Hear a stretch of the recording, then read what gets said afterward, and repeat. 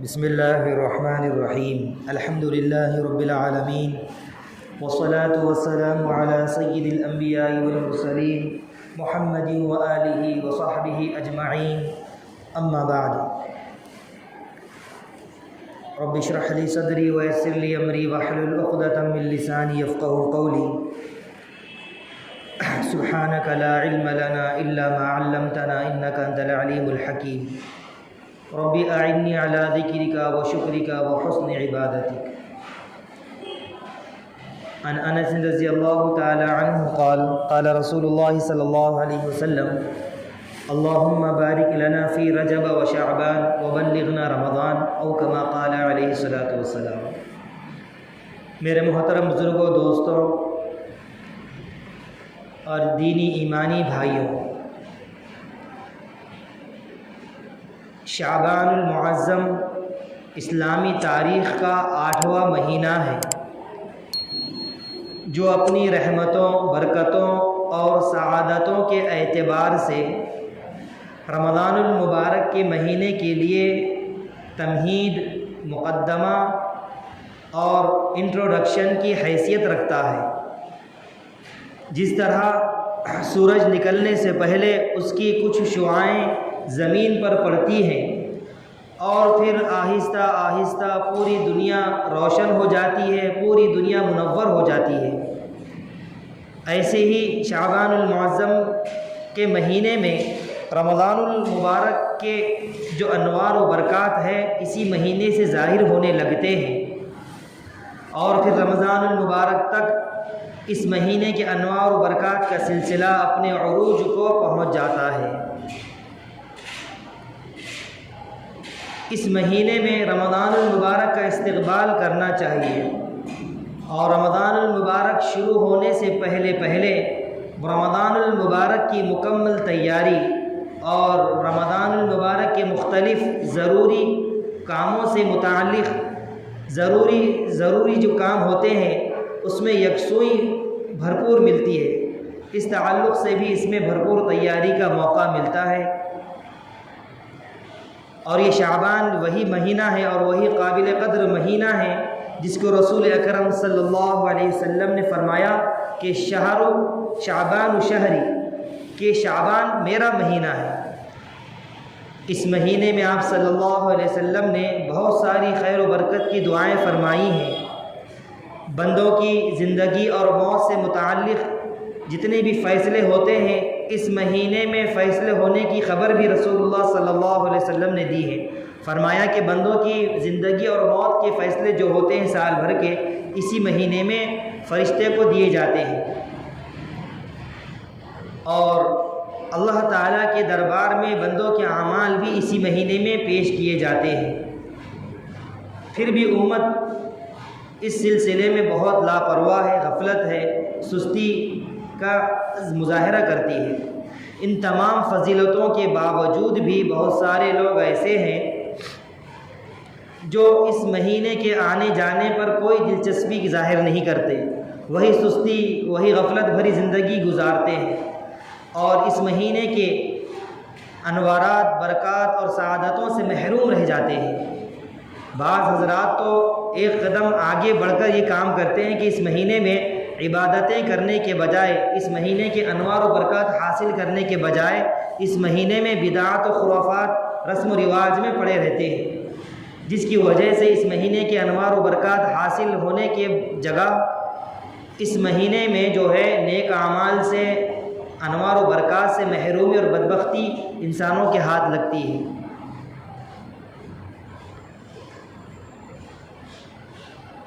ہمیں غور کرنا چاہیے کہ ہر مہینے کے شروع میں کہ اس مہینے میں شریعت نے کیا حکم دیا ہے، کہ اس مہینے میں کیا کام ہیں جو کرنے کے ہیں اور کون سے کام ہیں جو نہ کرنے کے ہیں۔ ہمیں یہ معلوم کرنا چاہیے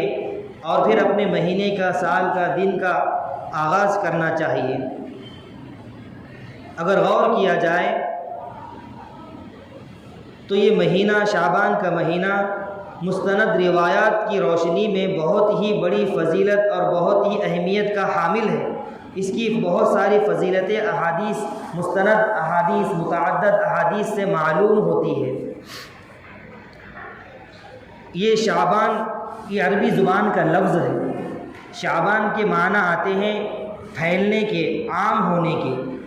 چونکہ اس مہینے میں اللہ کی خیر، اللہ کی رحمت بہت زیادہ کثرت سے پھیلتی ہے، اس لیے اس مہینے کو شعبان کہا جاتا ہے۔ یا اس کی وجہ یہ بیان کی گئی کہ اہل عرب جو اشہر حرم ہے، حرمت والے 4 مہینے، ذی قعدہ، ذی الحجہ، محرم الحرام، ایک رجب کا مہینہ، یہ 4 مہینے حرمت والے ہیں کہ اہل عرب اس میں پہلے جنگ جدال، لڑائی جھگڑا نہیں کرتے تھے۔ تو یہ حرمت والے مہینے کا رجب آخری مہینہ ہونے کی وجہ سے رجب کے مہینہ ختم ہونے کے فوری بعد یہ لوگ لوٹ مار کرنے کے لیے، بعض لوگ روزی کی تلاش میں زمین میں منتشر ہو جاتے تھے، پھیل جاتے تھے، تو اس وجہ سے اس مہینے کا نام شعبان رکھا گیا۔ بعض علماء نے لکھا ہے کہ اس مہینے کا نام شعبان اس وجہ سے بیان کیا گیا ہے کہ لفظ شعبان لفظ شعبتن سے ماخوذ ہے، یعنی لفظ شعبتن سے لیا ہوا ایک لفظ ہے جس کے معنی ہے رحمت اور فضل کے، اور اس کے معنی آتے ہیں حصے کے، اور اللہ تعالیٰ کی رحمت اور فضل کا ایک بہت بڑا حصہ اس مہینے میں کام کرنا شروع کر دیتا ہے۔ اس وجہ سے اس مہینے کو شعبان کے نام سے یاد کیا جاتا ہے۔ تاریخ کے اوراق الٹے جائیں، پلٹے جائیں اور اس تاریخ کا مطالعہ کیا جائے تو تاریخ سے بھی یہ بات معلوم ہوتی ہے، اور تاریخ میں یہ مہینہ اپنی ایک الگ شان، ایک منفرد شان، الگ پہچان رکھتا ہے، اور اس مہینے میں بہت سارے اہم واقعات پیش آئے ہیں، جن میں سے ایک واقعہ یہ ہے تحویل قبلہ کا، کہ رسول اللہ صلی اللہ علیہ وسلم کی بہت زیادہ دیرینہ خواہش تھی کہ قبلہ بیت المقدس سے ہٹ کر دوبارہ کعبۃ اللہ کو بنایا جائے، تو اسی مہینے میں تحویل قبلے کا حکم نازل ہوا، یعنی بیت المقدس قبلے کو ہٹا کر کعبۃ اللہ کو دوبارہ سے قبلہ بنایا گیا، اور اسی مہینے میں یہ حکم نازل ہوا۔ اسی طرح اسلام کی ایک بڑا عظیم الشان غزوہ اسی مہینے میں پیش آیا، غزوہ بنو مصطلق۔ ایسے ہی یہ مہینہ اتنا بابرکت ہے کہ اس مہینے میں رسول اللہ صلی اللہ علیہ وسلم نے حضرت حفصہ اور حضرت جویریہ رضی اللہ تعالی عنہما سے نکاح فرمایا، اور یہی وہ مہینہ ہے جس میں تیمم کے تمام احکام نازل ہوئے۔ تیمم کہتے ہیں کہ پانی نہ ہونے کی صورت میں وضو اور غسل کس طرح کیا جائے، تو یہ تیمم کہلاتا ہے۔ تیمم کے تمام احکام اسی مہینے میں نازل کیے گئے، اور بہت سے اہم واقعات اس مہینے میں رونما ہوئے، جیسا کہ حضرت حسین رضی اللہ تعالی عنہ کی پیدائش کا واقعہ اسی مہینے میں پیش آیا۔ حضرت زین العابدین، حضرت ابو الفضل عباس رحمہ اللہ، یہ دونوں ایسے حضرات کی پیدائش بھی اسی مہینے میں ہوئی، اور بعض صحابہ و تابعین کی وفات بھی اس مہینے میں ہوئی ہے، جیسے کہ حضرت مغیرہ رضی اللہ تعالی عنہ، حضرت عرباس رضی اللہ تعالی عنہ، حضرت انس رضی اللہ تعالی عنہ، یہ صحابہ کرام رضوان اللہ تعالی علیہم اجمعین، ان حضرات کی وفات بھی اسی مہینے میں ہوئی۔ اسی طرح حضرت امام اعظم ابو حنیفہ رحمۃ اللہ علیہ کی وفات بھی اسی مہینے میں ہوئی۔ الخیر، رسول اللہ صلی اللہ علیہ وسلم نے اس مہینے میں خیر و برکت کی دعائیں مانگی ہیں۔ حضرت انس بن مالک رضی اللہ تعالی عنہ سے روایت ہے، مسند احمد کی روایت ہے، ان النبی صلی اللہ علیہ وسلم اذا دخل رجب قال اللہم بارک لنا فی رجب و شعبان وبلغنا رمضان، رواہ مسند احمد۔ رسول اللہ صلی اللہ علیہ وسلم رجب کا مہینہ شروع ہوتا ویسے ہی یہ دعا فرمانے لگتے کہ اے اللہ، ہمارے لیے رجب کا مہینہ اور شعبان کا مہینہ یہ برکت والا مہینہ بنا دیجیے، اور ہمیں رمضان المبارک تک سلامتی کے ساتھ پہنچا دیجیے۔ رسول اللہ صلی اللہ علیہ وسلم کی متعدد احادیث سے یہ پتہ چلتا ہے کہ یہ مہینہ بڑی ہی فضیلت والا، بڑی ہی عظمت والا مہینہ ہے، اور اس مہینے کی قدردانی تمام مسلمانوں کو کرنی چاہیے۔ اس مہینے کے احکام، اس مہینے کے اعمال، اس مہینے کے مسائل کو معلوم کر کے ان کو اپنی زندگی میں لانے کی ضرورت ہے، اور بہت ساری جو اس مہینے میں بدعات، خرافات، رسم و رواج ہوتے ہیں، خود بھی اس سے بچتے ہوئے دوسرے مسلمانوں کو ان بدعات اور رسومات سے بچانے کی کوشش کرنی چاہیے۔ رسول اللہ صلی اللہ علیہ وسلم نے اپنی امت کو روحانیت کے اعتبار سے بڑھاوا دینے کے لیے، یعنی اندرونی کیفیت، روحانی طاقت، اندرونی اور باطنی طاقت میں اضافہ کرنے کے لیے جہاں رسول اللہ صلی اللہ علیہ وسلم نے فرض روزوں کی تاکید فرمائی، وہیں نفل روزوں کی ترغیب بھی دی ہے۔ اور بہت ساری احادیث سے پتہ چلتا ہے کہ رسول اللہ صلی اللہ علیہ وسلم خود بذات خود اس مہینے میں کثرت سے روزے رکھتے تھے۔ چنانچہ حدیث مبارکہ میں ہے، حضرت عائشہ رضی اللہ تعالی عنہا جس کی راویہ ہے، فرماتی ہیں کہ جب شعبان کا چاند نظر آتا، شعبان کا چاند دیکھتے ہی رسول اللہ صلی اللہ علیہ وسلم شعبان کے چاند کی اور اس شعبان کے مہینے کی تاریخوں کی حفاظت کا اہتمام اتنا کرتے جتنا دیگر مہینوں کی چاند کا تاریخوں کے حفاظت کا اہتمام نہیں کرتے، یعنی چاند کو دیکھنے کا اہتمام کرتے اور ان تاریخوں کو شمار کرنے کا کہ آج فلاں تاریخ شعبان کی ہے، آج فلاں تاریخ شعبان کی ہے، اس کے یاد کرنے کا اہتمام کرتے۔ اور پھر جب رمضان کا مہینہ شروع ہوتا تو رمضان کے مہینے کے روزے رکھتے۔ ایسی ہی بخاری شریف اور مسلم شریف کی روایت میں ہے کہ حضرت عائشہ رضی اللہ تعالی عنہا سے مروی ہے کہ رسول اللہ صلی اللہ علیہ وسلم کو ہم جب دیکھتے روزے رکھتے ہوئے، یعنی رسول اللہ جب روزہ رکھنا شروع کرتے تو ہم یہ گمان کرتے، یہ سوچتے اور یہ کہتے کہ رسول اللہ اب کبھی روزہ نہیں چھوڑیں گے، یعنی مسلسل روزے رکھتے رہیں گے۔ اور جب کبھی رسول اللہ صلی اللہ علیہ وسلم کو روزہ رکھتے ہوئے نہ دیکھتے تو یہ گمان ہوتا، یہ سمجھ میں آتا اور یہ ہمیں کہتے کہ رسول اللہ آج کی بات کبھی روزہ نہیں رکھیں گے۔ حضرت عائشہ رضی اللہ تعالی عنہا آگے فرماتی ہیں کہ حضرت صلی اللہ علیہ وسلم کو ہم نے رمضان المبارک کے علاوہ کسی اور مہینے میں مکمل مہینے روزے رکھنے کا اہتمام کرتے ہوئے نہیں دیکھا۔ ایسے ہی فرماتی ہیں کہ ہم نے کبھی آپ صلی اللہ علیہ وسلم کو شعبان کے مہینے کی طرح کثرت سے روزے رکھنے کی طرح کسی دوسرے مہینے میں اتنے زیادہ کثرت سے روزے رکھنے کا معمول نہیں دیکھا، یعنی آپ صلی اللہ علیہ وسلم اس مہینے میں زیادہ سے زیادہ روزے رکھنے کا اہتمام کرتے تھے۔ ایسے ہی مسند احمد، نسائی شریف اور ابو داؤد شریف کی روایتوں میں ایک روایت یہ بھی ہے جس کے راوی حضرت اسامہ بن زید رضی اللہ تعالی عنہ فرماتے ہیں کہ میں نے رسول اللہ صلی اللہ علیہ وسلم سے ایک مرتبہ یہ سوال کیا کہ ہم نے آپ کو شعبان کے علاوہ کسی اور مہینے میں اتنے زیادہ روزے رکھتے ہوئے نہیں دیکھا، نفلی روزے رکھتے ہوئے اس مہینے کے علاوہ کسی اور مہینے میں نہیں دیکھا۔ تو آپ صلی اللہ علیہ وسلم نے جواباً عرض کیا کہ یہ مہینہ جو شعبان کا مہینہ ہے یہ رجب اور رمضان کے درمیان واقع ہے، اور اس مہینے کی فضیلت، اہمیت، اس مہینے کی برکتیں، اس مہینے کے انوارات برکات سے تمام لوگ غافل ہیں، کیونکہ اس مہینے میں اللہ تبارک و تعالیٰ کے دربار میں تمام بندوں کے اعمال پیش کیے جاتے ہیں۔ آگے رسول اللہ صلی اللہ علیہ وسلم فرماتے ہیں کہ میری یہ خواہش ہے کہ جب میرے اعمال اللہ کے دربار میں پیش ہوں تو میں روزے کی حالت میں رہوں۔ اور بخاری شریف، مسلم شریف کی دیگر احادیث سے یہ بات بھی معلوم ہوتی ہے کہ اس مہینے کے آخر کے چند دنوں میں روزہ رکھنے سے منع کیا گیا ہے،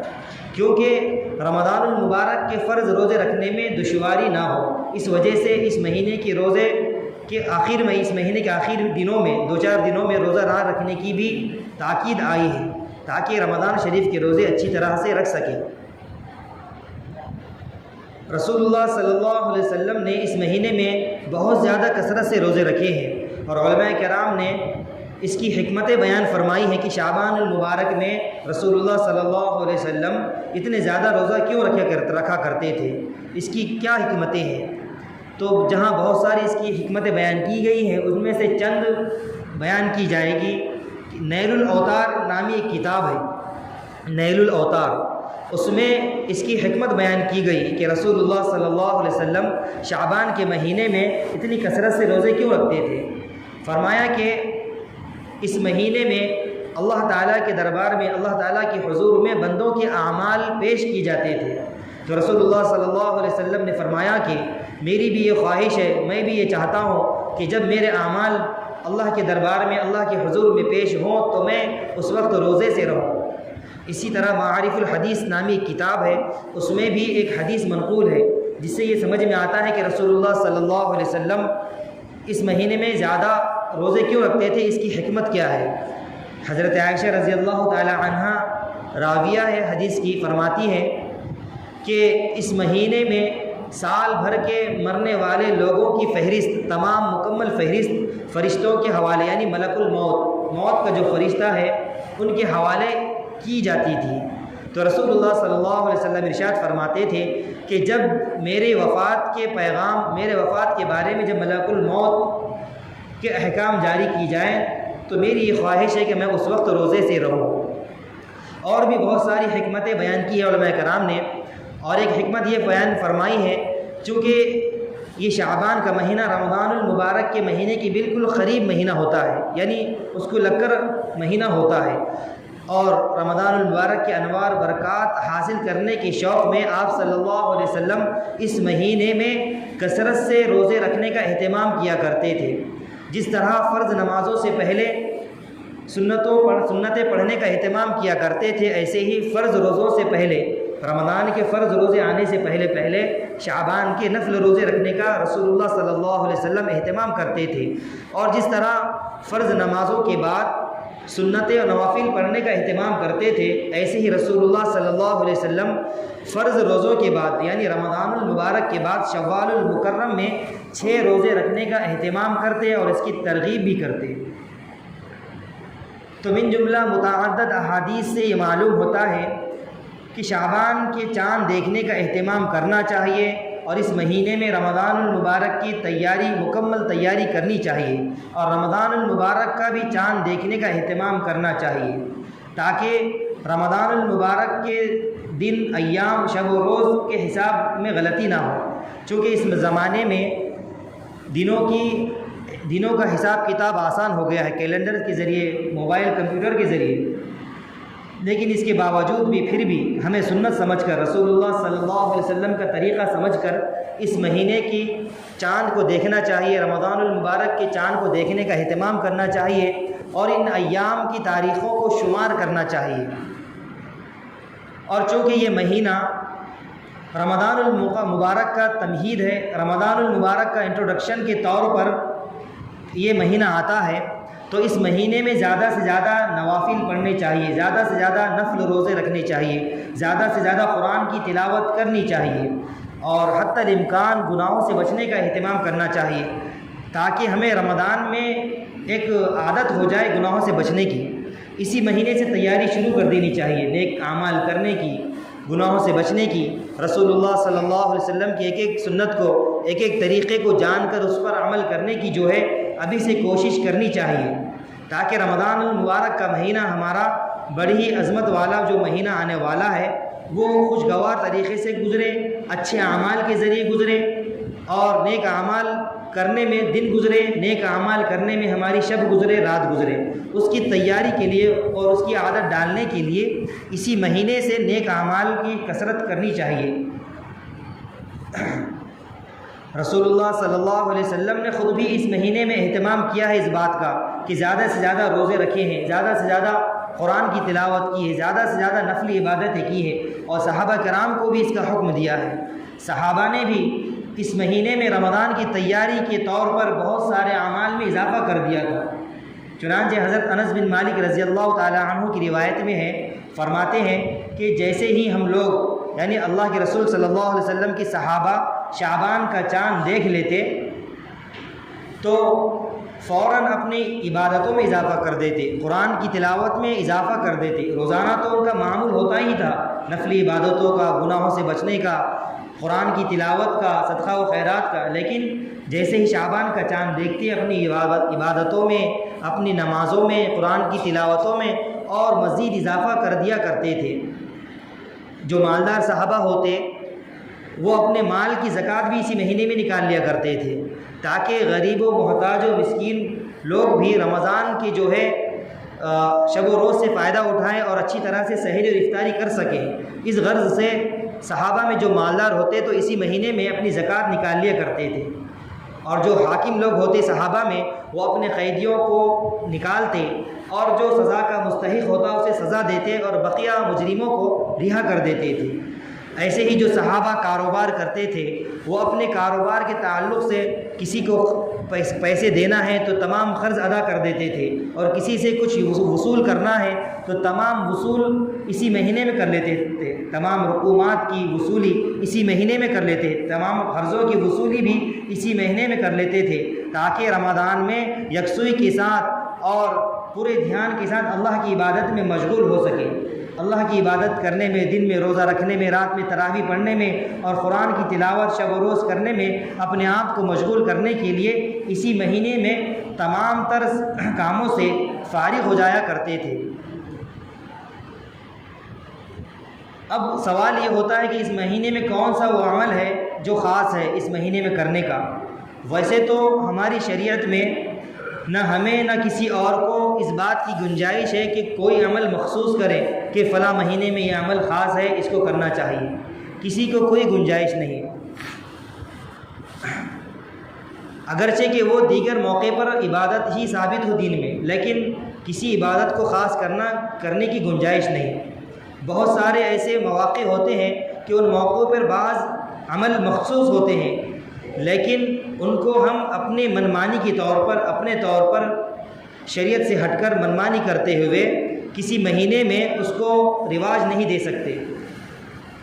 اور اس عمل کو اگرچہ کہ وہ شریعت سے ثابت ہو، یعنی وہ عمل شریعت میں برا نہ سمجھا جاتا ہو، جیسے روزہ رکھنا، عبادت کرنا، بغیر کسی شرعی دلیل کے ہم وہ عمل کو خاص نہیں کر سکتے۔ جیسے کہ رمضان کی تراویح ہے، اگر کوئی یہ کہے کہ رمضان کی تراویح بڑی ہی بابرکت ہے، بہت ہی اجر و ثواب کا ذریعہ ہے، ہمارے اعمال میں نیکیوں کا اضافہ ہو جائے گا، تو کیوں نہ ہم شعبان کے مہینے سے ہی تراویح پڑھنا شروع کر دیں۔ اگر کوئی ایسا کرتا ہے تو یہ شریعت کے خلاف کام ہوگا، دین میں نئی ایجاد ہوگی اور بدعت خرافات ہوگی۔ ایسے ہی چند دنوں پہلے 27 رجب کی جو شب گزری ہے، 27 رجب جو عام لوگوں میں مشہور ہو گئی ہے کہ وہ رات شب معراج کی رات ہے، حالانکہ ایسا کچھ نہیں، اور اس رات کو اتنے اہتمام سے منایا جاتا ہے جیسے شب قدر کو منایا جاتا ہے، جیسے کہ شب قدر میں رات میں جاگ کر عبادت کی جاتی ہے اور شب برات میں جاگ کر عبادت کی جاتی ہے، دن کا روزہ رکھا جاتا ہے، ایسے ہی شب معراج میں یہ مشہور ہو گیا ہے کہ رات کی عبادت کی جائے، دن کا روزہ رکھا جائے۔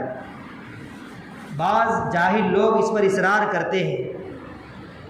علم نہیں ہونے کی بنیاد پر، دین کا علم نہ ہونے کی بنیاد پر یہ اعتراض کرتے ہیں کہ آج 27 شب ہے، شب معراج کیوں نہیں منائی جا رہی ہے، نماز کو دیر سے کیوں نہیں ادا کیا جا رہا ہے، دن میں روزہ رکھنے کو کیوں نہیں کہا جا رہا ہے۔ میرے بھائیوں، سب سے پہلے یہ بات ذہن میں بٹھا لیں، یقینی طور پر یہ بات نہیں کہی جا سکتی کہ 27 شب ہی وہ تاریخ تھی کہ جس میں رسول اللہ صلی اللہ علیہ وسلم کو معراج ہوئی، یہ یقینی طور پر نہیں کہا جا سکتا،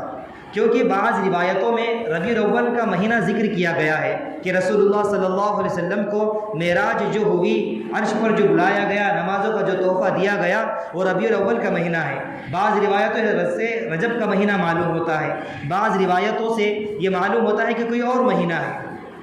اس سے آپ خود اندازہ لگا سکتے ہیں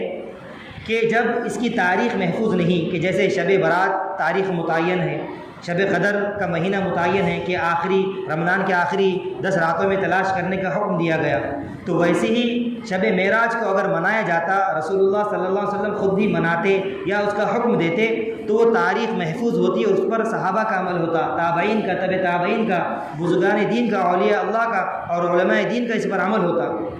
حالانکہ نہ رسول اللہ صلی اللہ علیہ وسلم نے اس کو منایا ہے، نہ اس رات میں کچھ فضیلت بیان کی ہے، نہ اس رات میں عبادت کرنے کو کہا ہے، نہ صحابہ کو حکم دیا، نہ صحابہ نے خود سے اس رات کو منایا، بلکہ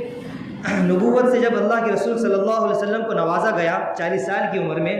اس کے 5ویں سال یعنی 45 سال کی عمر میں یہ واقعہ معراج کا واقعہ پیش آیا۔ رسول اللہ صلی اللہ علیہ وسلم کو عرش پر بلا کر کئی سارے انعامات سے، تحفوں سے نوازا گیا، جن میں سے ایک نماز کا تحفہ بھی دیا گیا۔ اس کے بعد 5 نبوی کے بعد جب اللہ کے رسول کو معراج ہوئی، اس کے بعد تقریباً دنیا میں اللہ کے رسول صلی اللہ علیہ وسلم 18 برس تشریف فرما رہے، لیکن کبھی بھی آپ صلی اللہ علیہ وسلم نے اس رات کو 27 رجب کو عبادت کی رات نہ کہا ہے، نہ اس رات کوئی بڑی رات کے تعلق سے عبادت کی ہے، اور نہ ہی صحابہ کو اس رات کی عبادت کرنے کا حکم دیا ہے۔ جو چیز نہ نبی نے کی ہے، جو عبادتیں نہ صحابہ نے کی نہ تابعین نے کی، ہمیں اور آپ کو کیا مجال، ہماری اور آپ کی کیا مجال ہے کہ ہم اس رات میں بڑی رات کہہ کر، بڑی رات سمجھ کر اس رات میں عبادت کریں اور بڑی رات سمجھ کر اس رات میں جاگیں۔ جس طرح رمضان سے پہلے تراویح پڑھنا بھی بدعت اور خلاف شریعت کام ہے، اسی طرح دین میں نئی چیز داخل کرنا اور جو چیز ثابت نہیں اس ثابت کر کے عمل کرنا، وہ بھی بدعت اور خرافات میں شمار ہوتا ہے، اور ہر بدعت گمراہی ہے۔ کل محدثۃ بدعہ وکل بدعۃ ضلالہ وکل بدعۃ فی النار وکل ضلالۃ فی النار، کہ ہر نئی چیز دین میں لانا یہ بدعت ہے، اور ہر بدعت گمراہی ہے، اور ہر گمراہی کا ٹھکانہ جہنم ہے۔ میرے بھائیوں، دین اسلام شریعت نام ہے اطاعت و فرما برداری کا، کہ جب جس چیز کا حکم دیا جائے اس کو کرو، اور جس چیز سے منع کیا جائے، جس چیز سے روکا جائے اس چیز سے رک جاؤ، وہ چیز نہ کرو۔ دین نام ہے شریعت کے احکام کو ماننے کا، اللہ کے احکام کو ماننے کا، رسول اللہ صلی اللہ علیہ وسلم کے طریقوں کے اپنانے کا۔ منمانی کرنے کا نام دین نہیں، من گھڑت اور رسم و رواجات کو رواج دینے کا نام دین نہیں ہے، بلکہ نفس کے تقاضے کو کچل کر رسول اللہ صلی اللہ علیہ وسلم کے طریقوں کو اپنانے کا نام دین ہے، اللہ کے احکام پر تعمیل کرنے کا نام دین ہے۔ میرے بھائیوں، روزہ ایک بہت بڑی عبادت ہے، لیکن عید کے دن رکھنے حرام قرار دیا گیا ہے کہ عید کے دن روزہ رکھنا حرام ہے۔ اگر کوئی بندہ عید کے دن روزہ رکھتا ہے تو وہ حرام کا مرتکب ہوتا ہے، حرام کا کام انجام دیتا ہے، اور اس کے نام اعمال میں ایک حرام کام کرنے کا ایک گناہ لکھا جائے گا۔ حالانکہ روزہ اپنی جگہ ایک بڑی فضیلت والا ہے، دنیاوی اعتبار سے، صحت کے اعتبار سے اور اعمال کے اعتبار سے بھی، لیکن اس کے باوجود بھی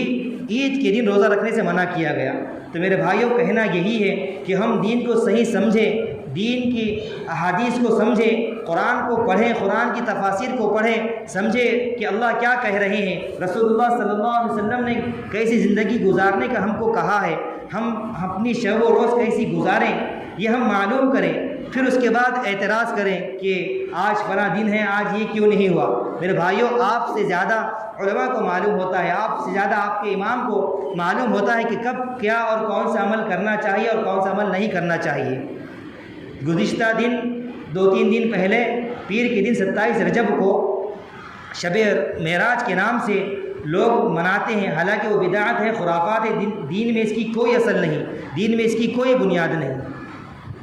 کوئی رسول اللہ صلی اللہ علیہ وسلم کی کوئی ایک حدیث نہیں صحیح سند سے ثابت نہیں کہ جس سے یہ ثابت ہو کہ آپ صلی اللہ علیہ وسلم نے معراج کو منایا ہو، یا پھر صحابہ کو کہا ہو کہ معراج کی رات عبادت کرو اور دن کا روزہ رکھو۔ یہ سراسر خلاف شریعت کام ہے، بدعت ہے، خرافات ہے۔ اللہ تعالی ہم سب کو دین سمجھنے کی اور دین سمجھ کر اس پر عمل کرنے کی توفیق عطا فرمائے۔ وآخر دعوانا الحمد للہ رب العالمین۔